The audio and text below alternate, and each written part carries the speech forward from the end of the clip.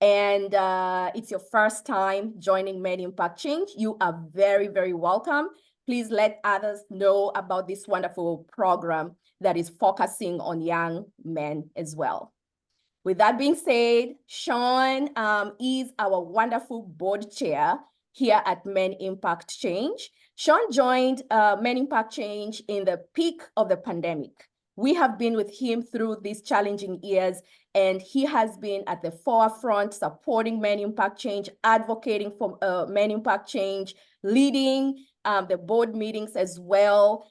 Sean is a professional in IT at Exelon Corporation.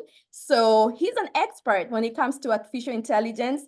And I am very glad that he is, I see him shaking his head, but I'm very glad that Sean, you were able to join us and take over. And if you have any questions, please use the chat function. We'll be more than happy to answer your questions.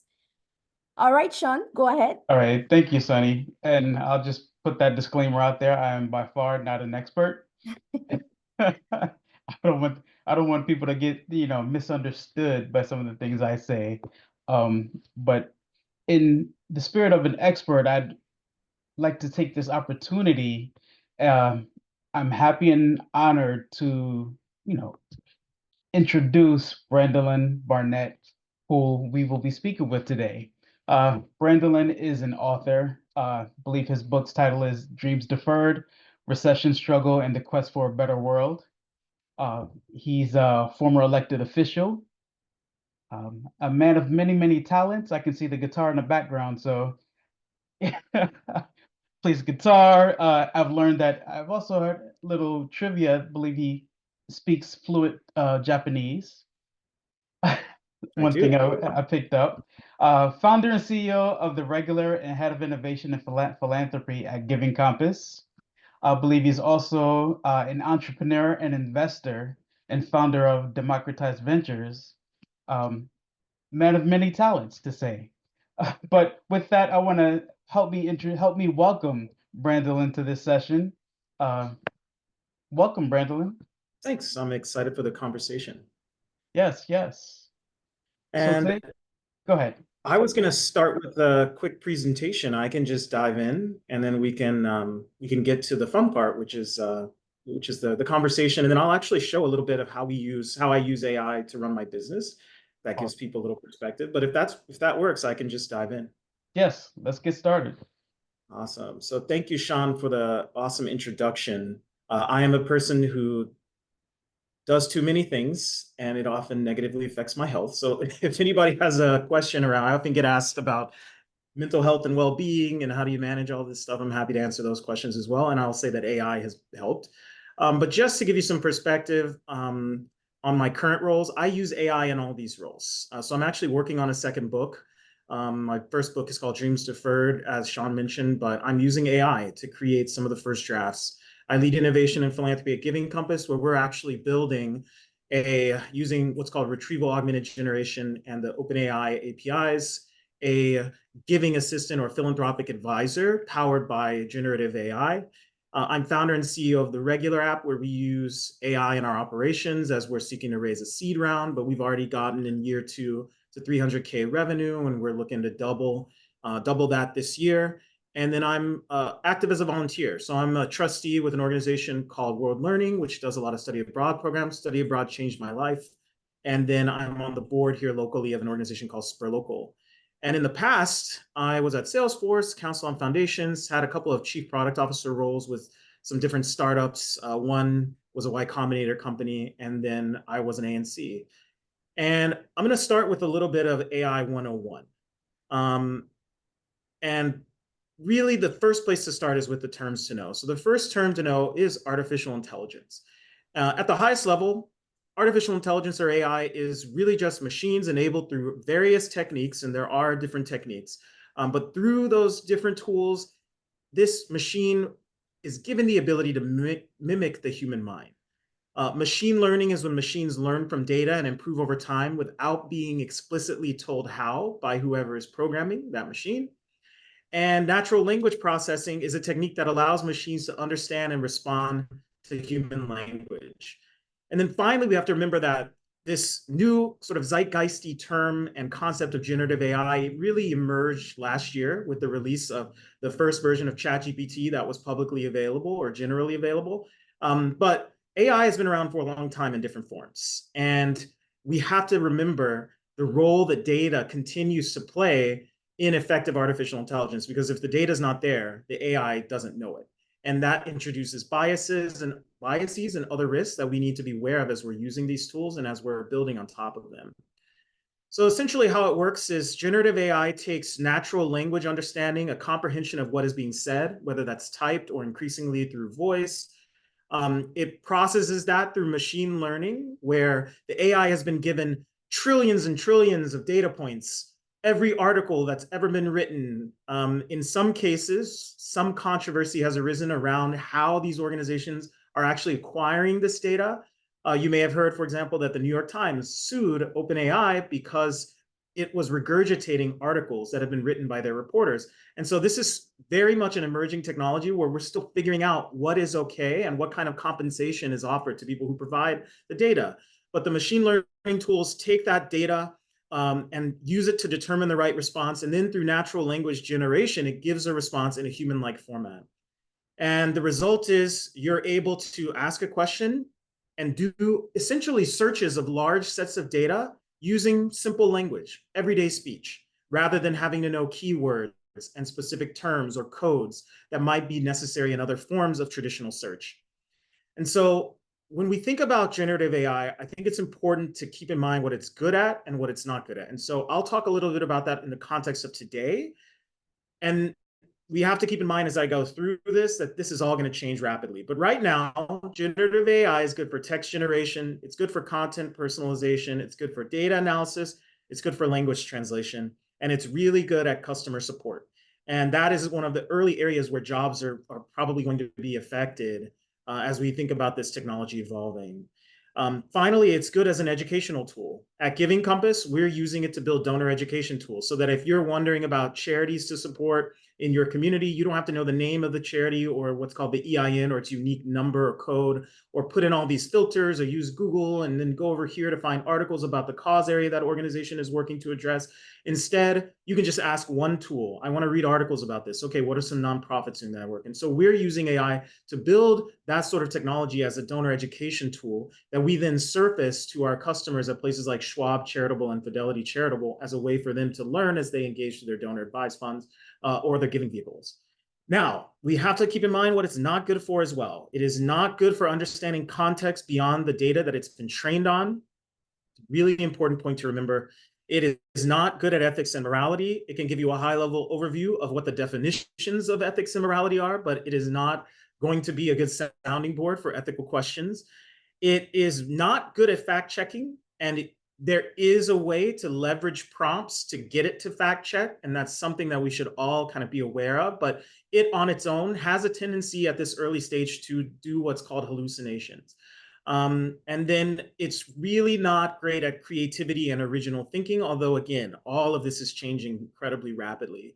And to that point, this is a really visual representation of how AI has evolved just in the last 7 years or so. None of the people that you see here are real people, but using AI image generation, it was able to create all of these people. Look at the fidelity. If you go back to 2015, it's a very blurry image. Now you look to today in 2022, and it can create people that look entirely real. And even in the last 6 or 7 months, we've begun to see that there are image and video generation tools that can not only generate still images of people now, but in just the last year, it can create moving video of people who are fake or of people who are real, and even be taught to mimic their voice. And so there's understandable risks there that a lot of organizations, particularly state and local governments, are trying to grapple with in terms of things like fake representations of political candidates, et cetera. And you might see some of that in the news. But this has all been a rapid process of progression that's just accelerating, to be honest. And there are a lot of implications for that change. If we look back to how AI has evolved over the past 13 years or so, we started 2011 with that huge breakthrough of IBM Watson. It won Jeopardy. And then we had AI tools winning at chess and Go. And then we had the launch of ChatGPT Plus earlier last year, which was a premium subscription to get your own generative AI tools. Now, it's projected that by 2026, an estimated 90% of all the data on the internet will be generated by generative AI. That has huge implications for our society and for our world, and for how we find the jobs that are available, for how we build companies, everything that you might want to do. This technology is going to change a lot, and that's just kind of where we are. I'll talk a little bit about the fears and opportunities here. So some of the fears are around misuse, things like false information spread, threats, things like adversarial machine learning or data poisoning, AI-driven automation and amplification of attacks. Because if you think about some of the techniques common to hackers, for example, they might call a certain number and use certain language to get information that can be used to hack a system. Well, AI can actually do every part of that now. It can make calls, it can ask questions and sound like a person. And so there's a lot of risk inherent in that sort of new technology. When you think about adversarial data poisoning, for example, there was an AI tool that was built for disaster response.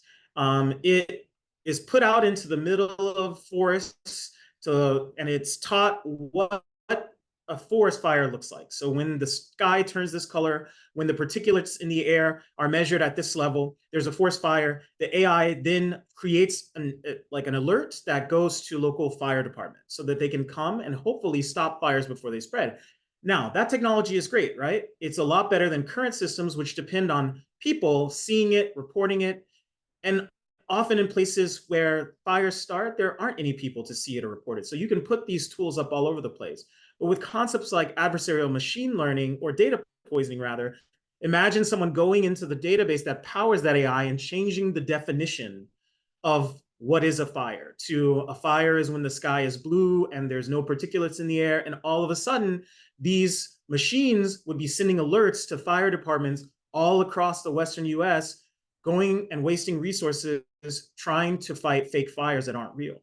And so there are a lot of fears around misuse that we need to have some very serious conversations about. There's also the fear of job losses and hiring instability. And I think that this fear is justified and real. I think that if you're in certain sectors, for example, in philanthropy or nonprofits, I think that there's less risk here. Those are less sort of revenue-driven fields. I think if you're in tech, you're probably looking at more risk because they have the technology and expertise to automate more roles, and they have the incentive because it's going to increase their margins. And so there was a famous story of a CEO who replaced, and this was last year, 90% of support staff with an AI chatbot. He came out with an update a couple of months ago and said the response rate's up, all of these great metrics. But that's a lot of people who lost their jobs, right? And that has impact on our society.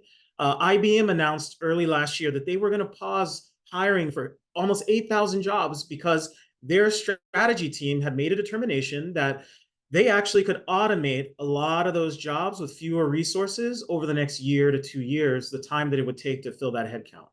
And so there are serious discussions that we need to have here around how it impacts jobs as well. And then one of the big fears that I have is around the lack of diversity in AI. And there's two concerns. One is lack of diversity in the data.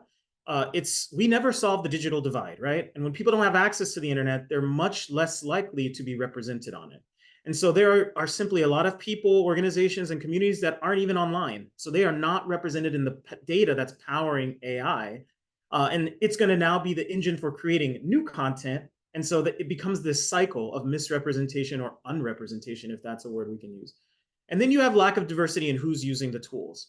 Like any tool, there are early adopters, right? When you think about new technologies. But with something so fundamental to how we work and how we think about structuring work, we really need to have people of all stripes understanding these tools, experimenting with them, and using them. Because if we don't, they're going to evolve to meet use cases that aren't going to be relevant to a lot of people.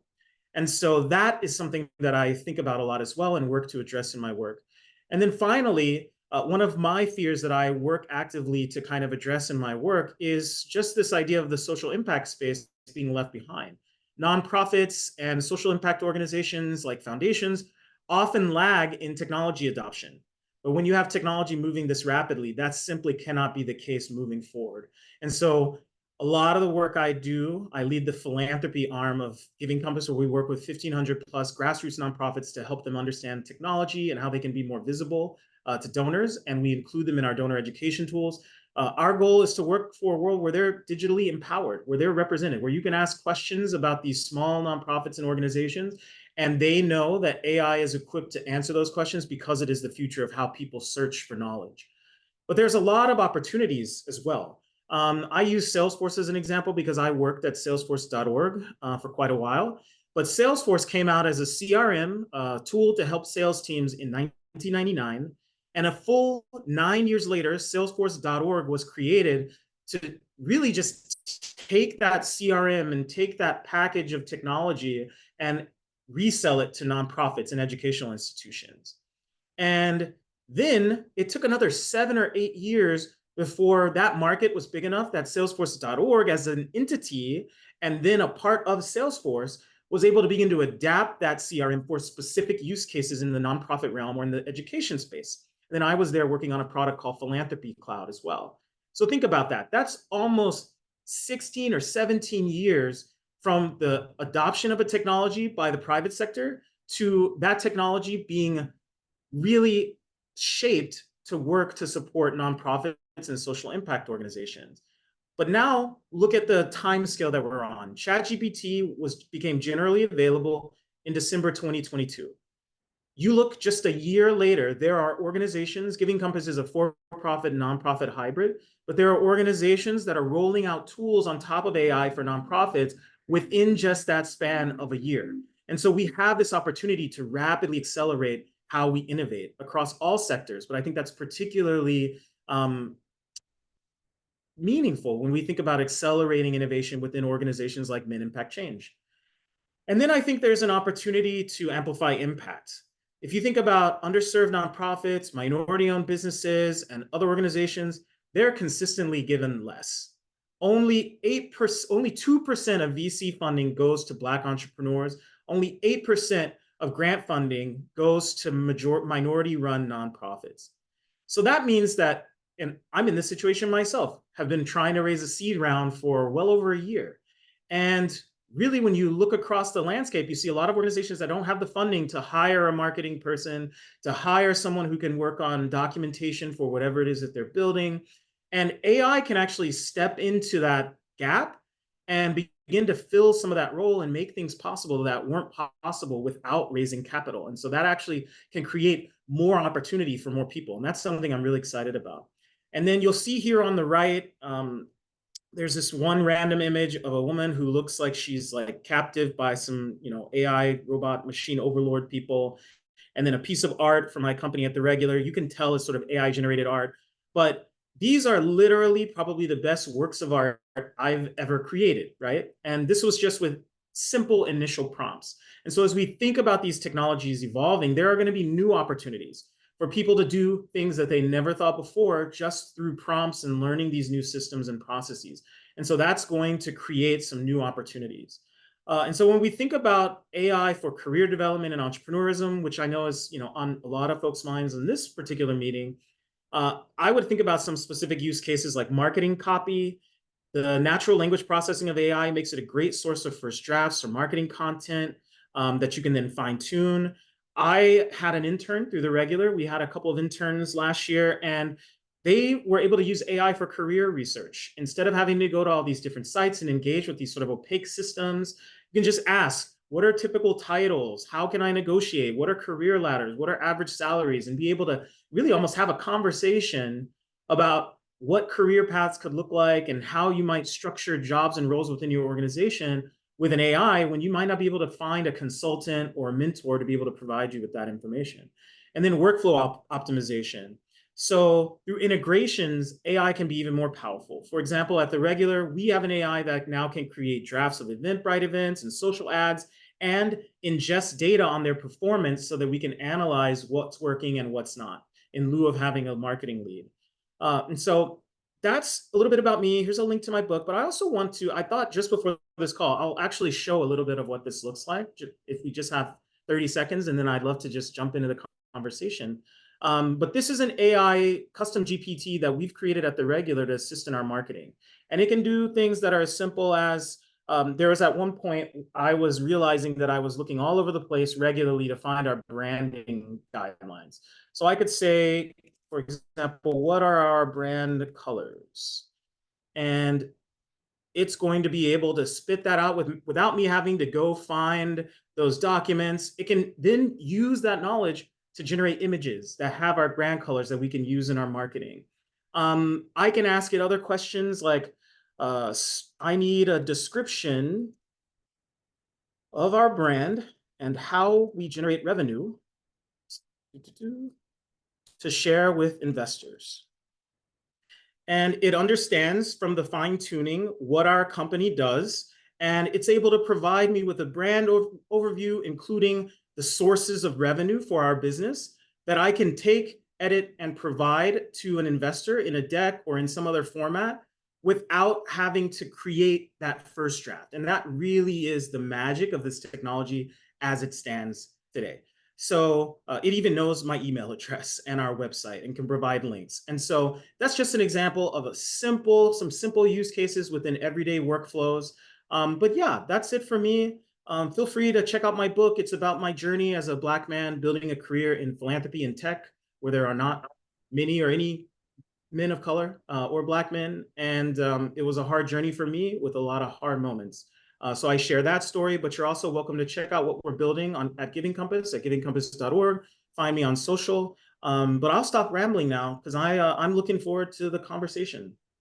Oh, thank you, Brandon. I learned a lot during that presentation, and I know many of our people watching have as well.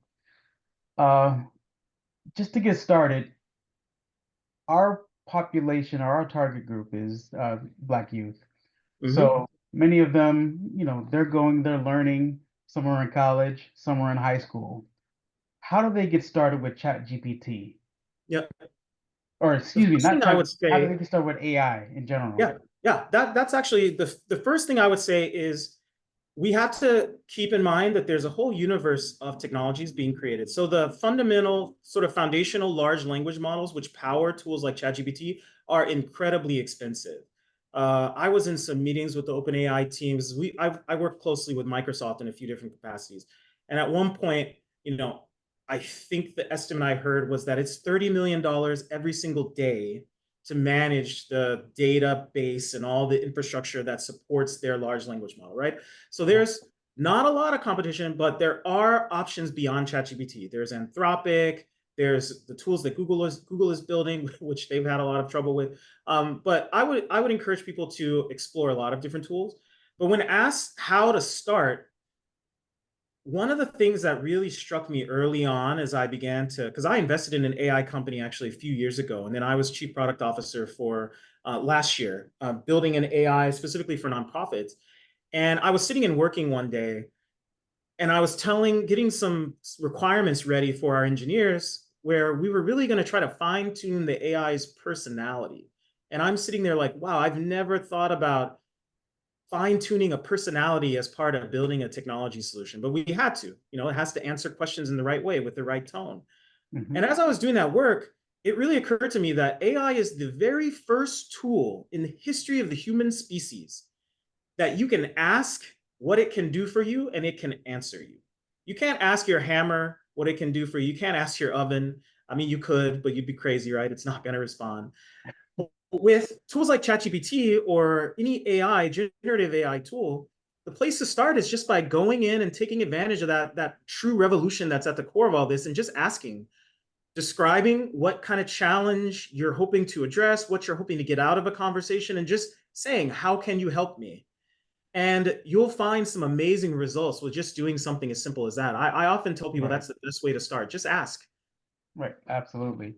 And for some of those people who are scared of AI, somebody reminded me AI has been around for quite a long period of time. When they said, oh, when you call your bank or when you call any, dealing with an IVR, the natural language that's used there, and you're talking to it, say, please state your name, please state your card or your account number. All that is part of AI. It's natural language. Can you give us some other examples of AI that people don't really recognize as being AI, but are common in today, Yeah, all it's around us? it's really all around us. If you use Netflix or Spotify or any sort of modern platform, there is an AI that lies underneath that that's looking at your behavior and other users' behaviors, and that AI is what's driving all of the content that's being recommended to you. And that technology is old, right? It's Right. been around for almost going on 2 decades. Is when people really, like, if you think about Pandora in the early 2000s, those sorts of technologies have been under development for a very long time. And they really are a direct parallel to the technologies we're seeing today because I'll give the example of when I was at salesforce.org, we were building a platform called Philanthropy Cloud. We wanted to build out recommendations of volunteer opportunities and giving opportunities for the people using our platform. We sold it to large companies, Fortune 500 companies, and they used it for employee engagement, volunteering, and all that stuff. And to build out those recommendations, we hired a data scientist and a machine learning scientist or machine learning engineer.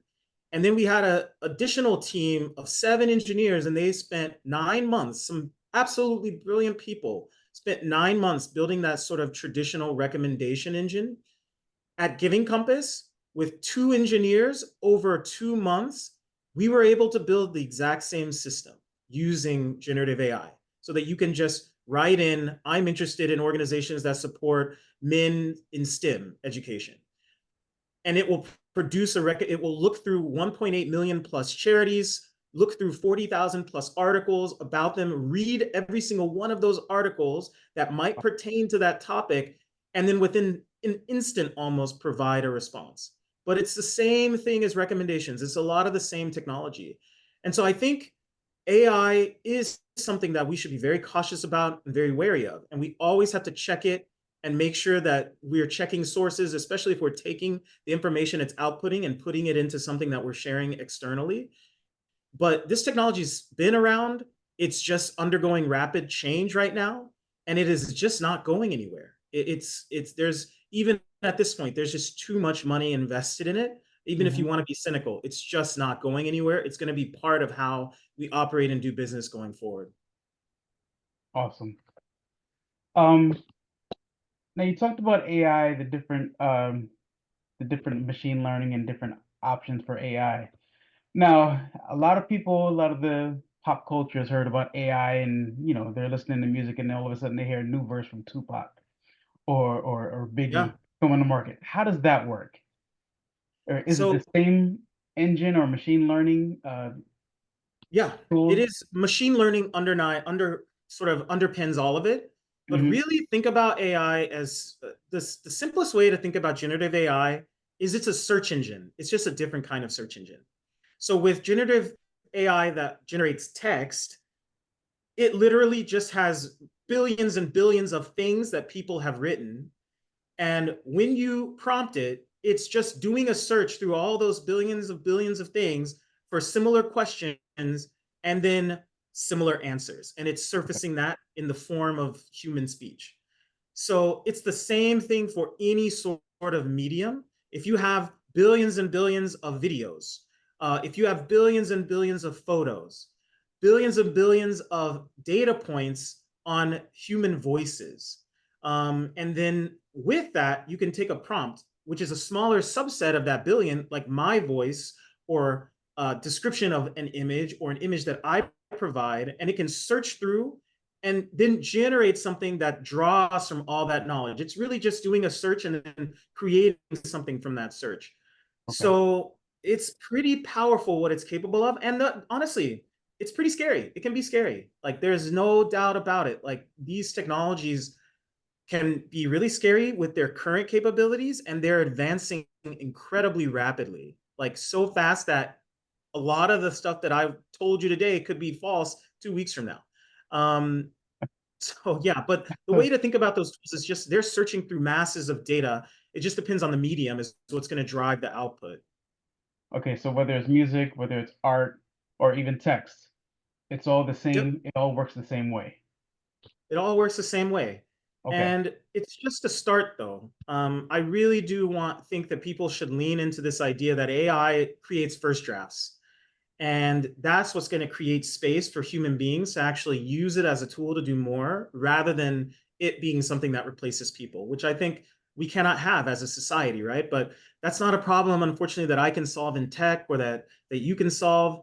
It's really a problem that we have to grapple with sort of as a society. And when we think about the responsibilities of our elected officials and others who need to be having some of these serious debates.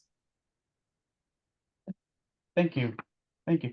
So, as we talk about AI, should we be afraid of, is there a privacy aspect to AI? The information that I put into AI, is it public from that point forward? All the questions you mentioned, my question combined with somebody else's question is all put together to create some other content for somebody else. So, do Yeah. I have a right of a right of privacy, so to speak, to expect that Yeah. my information is just mine? Or is it shared amongst everybody else? Yeah, so there's multiple levels to this question, which it's a great question. I think at the highest level, whenever you're using tools like ChatGPT, they have settings now. They didn't have these settings when they first rolled out, but if you go into the settings of any of these platforms now, you can opt out of sharing your data to help train their models. So you can now opt out of that. Okay. And then I believe partnerships like Apple, they've stated, for example, that the integrations they're building with OpenAI to drive that new Apple Intelligence, for example, are not going to send that data back to OpenAI. So the first level of this is that you can opt out when using these tools.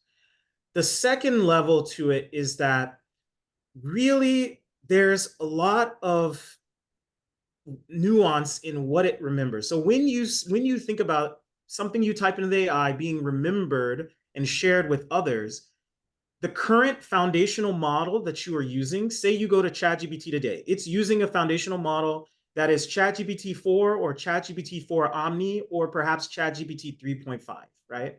Mm-hmm. Those were trained, as I said, from these billions and billions, if not trillions of data points. They create those models deliberately and slowly over a period of years. So the question you ask today is not going to be incorporated into that foundational model, meaning no one else is going to be able to draw on that data that you have just shared. But when they train the next model, that model is going to have that information if you've opted to allow that to be used for training purposes. Okay. I think just generally speaking, I think the safe thing to do is share information with these tools that you wouldn't mind someone else getting, or where you think that the benefit outweighs the risk. So for example, with my company, The Regular, I use it sometimes as a sounding board. I just need someone to talk to in between meetings about strategy, just to get some advice. Like, this is the strategy I'm thinking. What similar things have you seen? Can you give me examples from other tech companies? um, that's going to give it insights into the strategy I'm using to grow my business. But I'm making the calculation that because that's not going to be relevant until the next trained model, which is 2 years from now, 3 years from now, it doesn't really present a risk to my business, someone finding out that proprietary information. So there's a lot of nuance to that question. But I think more broadly, we just need to think about privacy in new ways. One of the most disturbing stories I've heard is about young men in like high schools taking images of young girls and putting those into AI generation tools and creating naked images of the girls, like removing their clothes with the AI. And there are young men that are starting to like go to jail because they think, oh, it's funny. They send it around to their friends. That's actually something that many states now are passing laws against, because there is a right to how you are represented, right? And so there are these broader privacy questions that we need to be very aware of. These technologies don't just they're not a free ticket to do whatever you want. Existing Right. laws still apply. Like GDPR, which is the European privacy law, still applies. CCPA, which is the California equivalent, which drives a lot of development here in America and a lot of requirements around privacy, that still applies. So people have to keep that in mind as they use these tools. Well, that's great information. Thank you. I think it's important to emphasize with the people we're talking to that you shouldn't be scared of it. You just have to Yeah. go into it knowledgeable. You have to know what you're dealing with, know the pros and cons as you deal with this new technology. You can't be afraid of it. Because as you mentioned that you talked through the slides, a considerable amount of the workforce will change. I believe a lot of people in certain roles, certain key roles, will be taken over by AI. But I'm pretty sure that there's other jobs for people to do, just because the skill sets will change, will have to change, will have to Yeah. adapt. So those on, customer service roles, your call takers, things like that, there's a certain portion of those roles. Some companies, some people still want to talk and talk to that person, and some Yeah. companies will allow that. But for the other ones, a lot of the jobs may change or be evolve to AI, and those folks need to look for other roles. So how do we prepare um, the youth, the people that look like us for this new technology, and look for the fields where AI, it's not going to touch, but they can work with AI in Yeah. those new roles? I think what we have to do is help everyone to understand that a career is not a job, right? A career is a collection of jobs that you have worked that then leads you to a certain place where you may want to be. And you can think about that strategically, or sometimes amazing things happen by accident. Can you say But that one more time for me? A career is what? a career is not a job. A Thank you. job is just one small element. And so don't think about, the world is changing so fast. So what I would say is, don't think I'm going to get this job and that's my career. I'm going to be an engineer and that's going to solve all my problems. Who knows what jobs are going to exist? And this is true for every person now, I'd say under the age of 70, because these things they're changing so quickly. Right. And so you really need to think about, what are your underlying skills? What kind of career do you want to have? What kind of things do you want to be doing, say, 10 years from now? And understanding that you're going to change in that 10 years, and you may want something different. You need to set a sort of broader goal for yourself and understand the broader set of skills that would be helpful for you in that role. And then every job you take, no matter whether you're using AI or whether it's this or whether it's that, focus on gaining those skills so that you're putting yourself in a better position to drive your career in a way that's intentional. And I Okay. think that's how I would describe the difference. Just learn the fundamental things about solving problems, understanding how to adapt to new technologies. Don't dedicate yourself to just understanding one technology and how it works, or one job or one role. That's probably not going to serve you well. Right. Thank you. I Of see course. Sunny's back. Yes, yes. Thank you so much. This is really amazing information. They say exposure is access, and you're getting exposed to this wonderful information so you can have access to really climb up in your career, or really get access to capital, or access to good connections that will help you get closer to better opportunities. So I see a couple of questions here. And one interesting question, Mr. Burnett, is from Patrick Tutti, who is asking, are you a real human or are you AI? It's really funny. We want to So know. I have been saying, because I had gotten some previews of OpenAI's Sora tool before it rolled out, which, if someone's not familiar, it doesn't generate text or images like DALL-E, it generates video. And they've actually been shopping it around to Hollywood. Directors have been using it to make films. There is a world where 2 years from now, you may be on a Zoom and you may not know if someone's real or someone's not real. And we all just need to recognize that's where the world is going. And that's something we're going to have to be cognizant of. At the same time, we can talk a lot about AI, but one of the things that excites me about this whole thing is that when you think about that world, how awesome and valuable is it going to be to meet people in real life, in person, and talk to them and get to know them? It's going to be more valuable than ever. So those skills, I think, are more important than ever. And diving into and creating real community and being part of something real, I think is something that goes along with this AI revolution. Awesome. So I assume that answer says you are a human. I am a real human. person. And I got Okay. a real cat. It's a real kitty here. Yes, I see. Is it a girl or a boy? It's a boy, and he's tired of Oh, hearing about AI. He sits okay. there all Not. Get Okay, used to it. right. So Patrick is also asking, can you briefly comment on AI emotional intelligence? What is your take on the ethical issues? So AI, like I said, is not good at ethics and morality. We cannot look to it for that. You can think of it as a sort of a database that you can search through different books on the topic, but it does not have emotional intelligence. And it might, when we think about the goals of a company like OpenAI, they are actively trying to create what's called artificial general intelligence, which I didn't touch on here.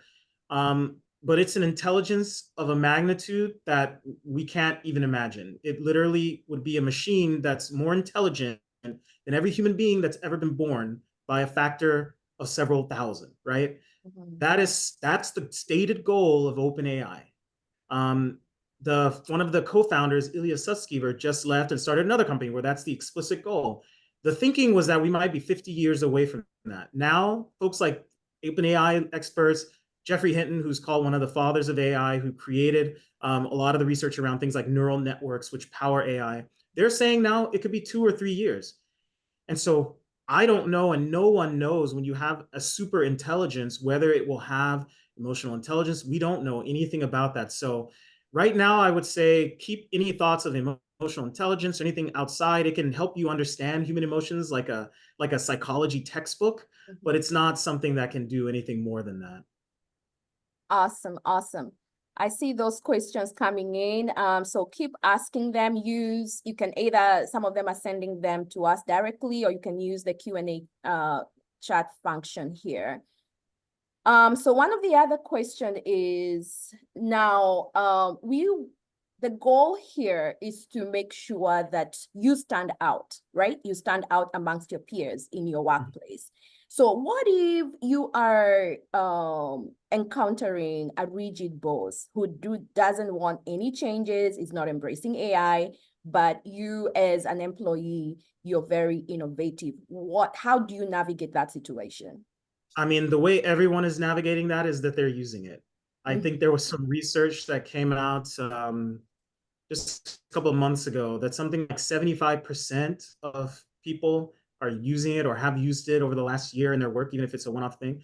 But only 15% or something said they had discussed that with their supervisor.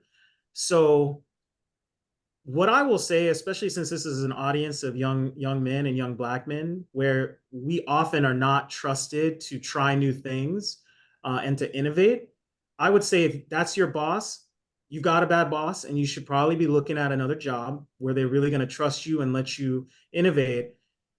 And two, it's a danger to you and your career if you listen to that. You have to find a way to work around those rules, because if you're not using these tools, you're not setting yourself up for the skills you're going to need down the line. And that person who's giving you that leadership, that quote unquote leadership, which is bad, they're not doing what a leader should be, which is preparing their team, not just for a task, but for how they adapt to the future so that they can grow and become more productive and do all the things that they want to do, that they're dreaming about. So Mhm. you really have to just figure out a way to work discreetly with the technology, and then you need to put it on your resume. Like, talk about specific achievements you've had using AI to accomplish a task, to make something easier, more operationalizable, smoother, more streamlined. Put that on your resume and talk about it, because that's the future. Yep, absolutely. In addition to that, I would also recommend adding it on your LinkedIn bio, Mhm. at the very top right there. If you are, someone that's very interested in artificial intelligence and bringing creative ideas in the company, put it out there, because employers are looking for that as And well. to add to that, you can actually use AI to help you write your LinkedIn bio Mm-hmm. or to Absolutely. Yep. help you write your resume. It's very useful for many different tools. To the Mm-hmm. previous question, I will say be mindful of the environment that you work in. Certain industries are very hesitant to adapt to Yep. utilize AI at this point for certain things. For us at the company, we're creating our own private model that we're building off of to use internally, just because some of the information that we have can't be disclosed publicly. Yep. So just be knowledgeable of the industry that you're working in, and try to have a conversation with your boss, see if they're open to it but can't, Mm-hmm. or Yep. if they're Always just start they there. just I agree. always start there. Or talk to them and see where they're at.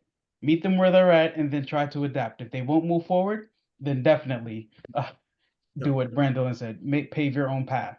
You have to. And that's a really great point. It Mhm. goes back to what we talked about earlier, in try to share information with these tools that you are willing to share publicly. So don't share your company's Right. revenue numbers or other things. Be cautious. Always be cautious with these technologies. Absolutely. Absolutely.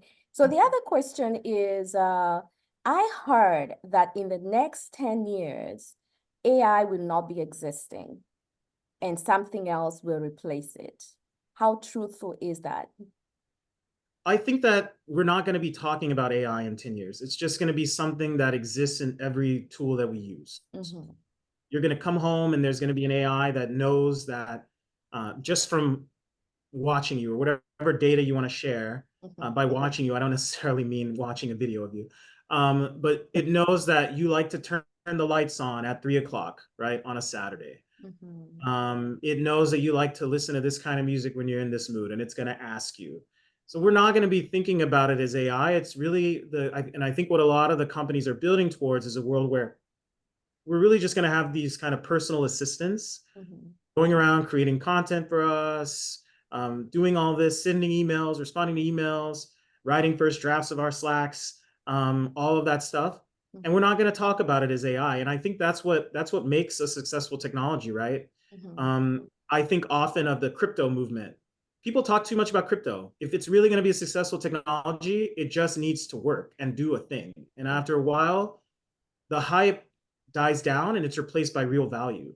Yeah. And I think there's still a possibility for that there, but it hasn't happened. And when you think about AI, that's when you think about our cell phones, we don't talk about cell phones as a technology anymore, but they've changed everything about how we get around, how we find directions. And it's only been like 11 years. So I think it's for all technologies, I think there's this kind of a similar growth path. Absolutely. We have a question here that just came through, and Gladys Affam says, this is very informative. Thank you very much. And being an educator, how do I use AI in instruction to elementary school students? Mm. I would not let them use it and ask questions because it's just too hard to verify. When you're thinking about something as important as teaching students, right? It's not to the point that it can be trusted. But I know that what a lot of teachers spend time on is creating curricula, creating syllabi, creating materials, or even shopping for things that they want to buy for their classroom. AI can shop for you. I had it find a lock for me on it. It can go, ChatGPT can go on Amazon, look at different things, present you with different prices, tell you different features from the description, and help you search for items and find them more quickly. It can help you create a first draft of a syllabus, or it can help you get perspective if you upload a syllabus or some training or materials that you've prepared. It can give you perspective on that, suggest edits. I think on that side, that's where I would see the value in the education space for young children. Even with the donor education tools we're building at Giving Compass, we are discouraging young people from using them. We're saying that they're tools for adults because it may have false information, and we have to be trained in these technologies. We're not going to be born with this knowledge, right? So we have to let kids, I think, learn about these technologies and what they do and what the risks are. Which is, I guess the last thing I say there is I would fight for technology education in schools. I think that that's something that I've been thinking about a lot. We cannot have kids that are growing up that don't understand what AI is, that don't understand, that just are using their cell phones and don't know how they operate. That time, I think, has to be in the past. Even if it's just a simple technology lesson on how you can't trust it, even if it's just 10 words, I think it's better than nothing. So I think that's an element to think about as well, for someone in that position. Awesome. Thank you very, very much, Burnett. Sean, do you have any last words, closing caption before we end the webinar? I just want to thank you for joining us for this discussion. I learned a lot during this period of time.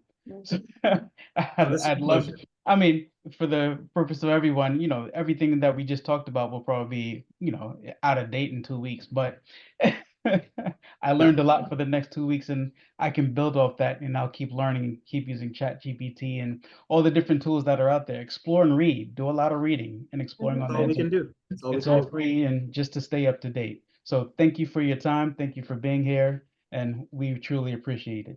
Thank you, everyone, for having me. And yeah, feel free to follow me on social. I'm always talking about these topics, or happy to answer questions. But it's been a pleasure.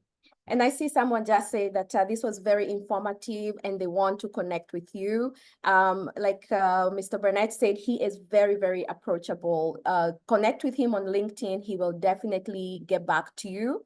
And let's keep the conversation going. The whole purpose of this type of webinars that we have every month is to expose you to this kind of information. And exposure equals access. So keep the conversation going. Just like Sean said, keep reading the articles, subscribe to some of these AI related articles so you can get updates. You may not probably understand the first couple of times, but the more you expose yourself to that information, the more your mind will embrace it and normalize that kind of information. So again, thank you very much, Sean, for your time as well. Brandon, again, I have no words. I really appreciate you. For those of you that joined the webinar last month, he was one of our speakers but could not make it. He had an emergency, but he reached out and said, I want to be a part of it. How can we make it happen? How can we make it happen? He is a very, very, very busy person. As a matter of fact, as I mentioned in our prep session, I was at the Black Commerce conference, and I told a couple of people about this webinar. And when they saw the flyer, a couple of them said, oh, I know him. I know him. He was a former, elected official. So you are very, very busy. You were in Seattle for a whole week last week, and you have all these companies that you're managing.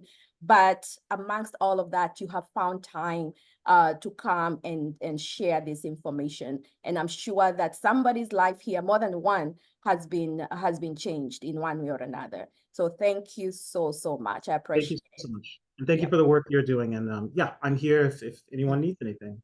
Sounds great. Thank you and have a wonderful evening. Thank you, everyone, for joining. All right.